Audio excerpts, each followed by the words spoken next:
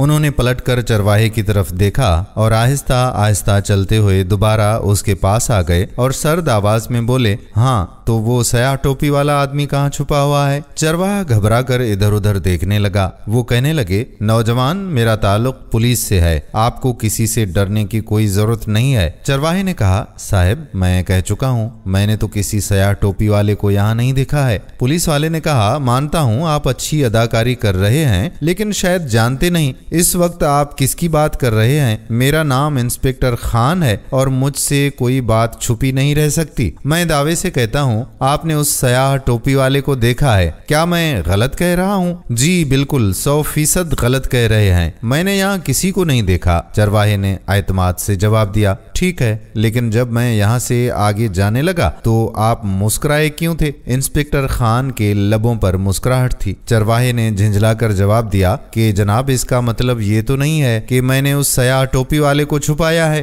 اس کی بات سن کر انسپکٹر خان خاموش ہو گئے۔ وہ برابر اس کی طرف دیکھ رہے تھے۔ چرواہے کی آنکھوں میں اب الجھن کے آثار نمایاں نظر آنے لگے تھے۔ وہ سامنے کھیت میں موجود اپنی بھیڑوں کو دیکھ رہا تھا۔ انسپکٹر خان اس کے دائیں طرف موجود تھے۔ اچانک وہ مسکرائے اور دھیرے سے بولے، وہ سیاہ ٹوپی والا ایک مجرم ہے، ایک بس لوٹ کر بھاگا ہے، اسے پکڑوانے میں آپ میری مدد کریں، میں حکومت سے آپ کو انعام دلوانے کی کوشش کروں گا۔ انسپکٹر خان کی بات سن کر چرواہے نے پلٹ کر ان کی طرف دیکھا۔ اس کے چہرے کے تاثرات تھوڑی دیر کے لیے تبدیل ہوئے، مگر پھر فوراً وہ نارمل ہو گیا۔ کہنے لگا، انسپکٹر صاحب میں سچ کہتا ہوں، میں نے کسی سیاہ ٹوپی والے کو یہاں نہیں دیکھا ہوتا تو ضرور اس کے متعلق آپ کو آگاہ کر دیتا۔ میں پڑھا لکھا ہوں، جانتا ہوں کہ پولیس کی مدد کرنا میرا فرض ہے، لیکن میں کیا کر سکتا ہوں، میں نے اسے دیکھا ہی نہیں۔ چرواہا کہتا چلا گیا۔ انسپکٹر نے کہا، میرا خیال ہے آپ کو پیسوں کی ضرورت نہیں ہے، انہوں نے آہستہ سے کہا۔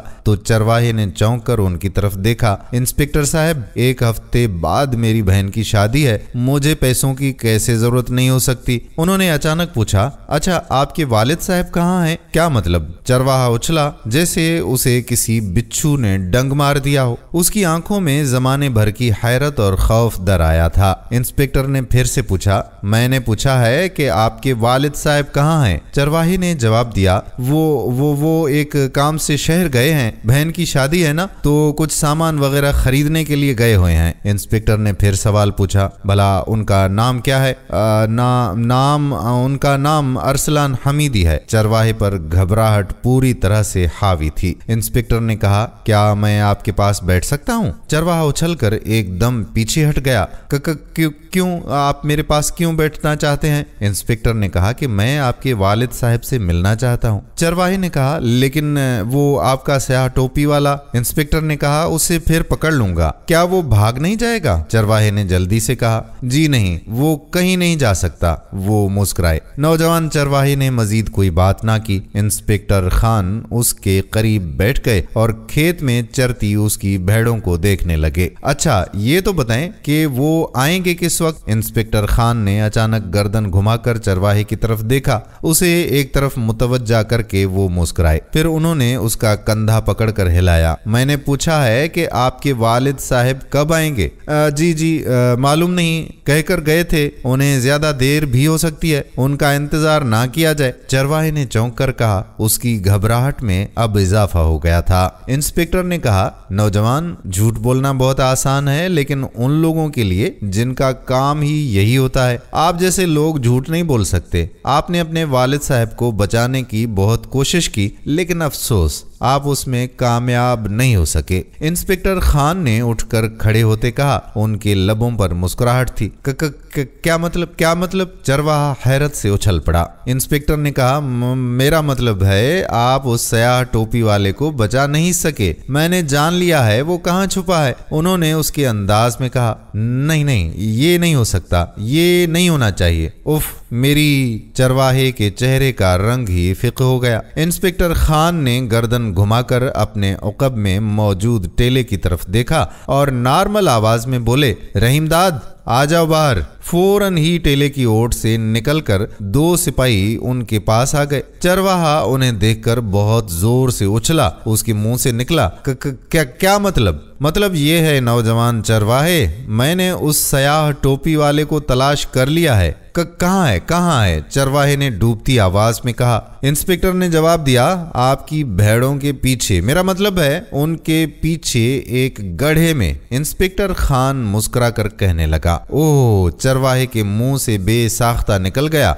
और फिर वो जमीन पर बैठता चला गया। नौजवान, अपने वालिद साहब से कहो कि रजाकाराना तौर पर खुद को मेरे हवाले कर दें। अगर उन्होंने होशियारी दिखाने की कोशिश की तो आपको या उन्हें कोई नुकसान भी पहुंच सकता है। आप लोग इस पोजीशन में नहीं हैं, इसलिए कि आपकी बहन की शादी में 1 हफ्ता रह गया है। इंस्पेक्टर कहते चले गए। अब्बा जान, आ जाएं, अब छुपने का कोई फायदा नहीं है, शायद अल्लाह को यही मंजूर है। अचानक चरवाहे ने चिल्लाकर कहा। इंस्पेक्टर खान ने देखा उसकी आंखों में आंसू थे। चंद लम्हे खामोशी में गुजर गए। स्याह टोपी वाला गड्ढे से बाहर ना निकला। ये देखकर चरवाहे ने फिर कहा, अब्बा जान बाहर आ जाएं, इन लोगों को आपके बारे में सब मालूम हो गया है। और फिर गड्ढे में से एक आदमी बरामद हुआ। उसके हाथ में बड़ा सा पिस्तौल था। वो चलता हुआ उनके पास आ गया। लाएं, ये पिस्तौल मुझे दे दें, ये आपके हाथ में अच्छा नहीं लगता, यूं भी आप इसे चलाना नहीं जानते और ना शायद ये आपका अपना है, वरना अब तक 2-4 फायर जरूर कर चुके होते। इंस्पेक्टर खान ने कहा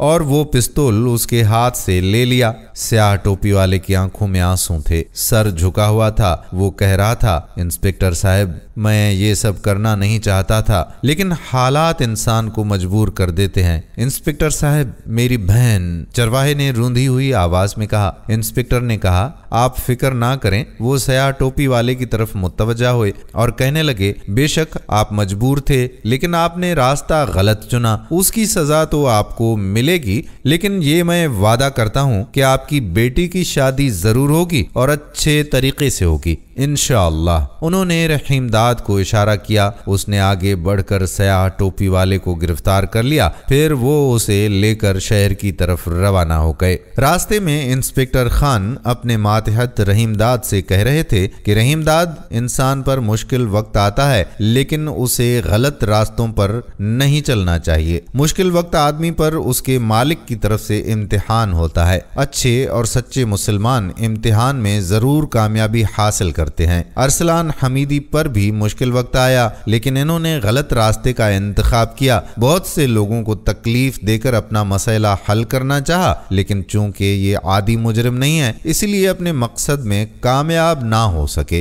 रहीमदाद और उसका साथी उनकी ताईद में सर हिलाने लगे, जबकि अरसलान हमीदी का झुका सर मजीद झुकता चला गया। दोस्तों, इस मजबूर इंसान ने जो रास्ता इख्तियार किया, इसके हवाले से आप क्या कहते हैं? क्या इंसान को मजबूरी में गलत रास्ता इख्तियार करना चाहिए या नहीं? नीचे दिए गए कमेंट बॉक्स में कमेंट्स जरूर कीजिएगा। वीडियो पसंद आई हो तो अपने दोस्तों के साथ इस वीडियो को शेयर जरूर कीजिएगा। आने वाली वीडियो तक अपने मेजबान कादिर बख्श कल्होड़ो को इजाजत दीजिए। अल्लाह हाफिज।